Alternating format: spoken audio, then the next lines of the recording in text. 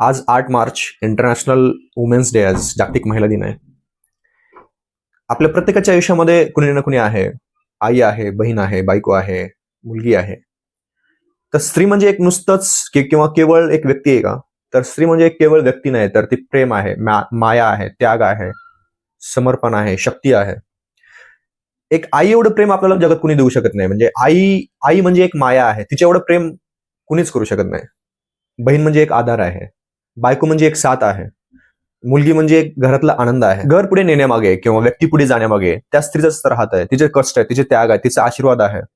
आणि एक स्त्रीच्या समजुतीने किंवा सहनशीलतेने अनेक नाती टिकतात, अनेक कुटुंब टिकतात, कुटुंब एकत्र राहतात. त्याच्यामुळे ती स्त्री आहे, तिचा खूप एक महत्वाचा रोल आहे आपल्या आयुष्यामध्ये आणि तिला जपलं पाहिजे.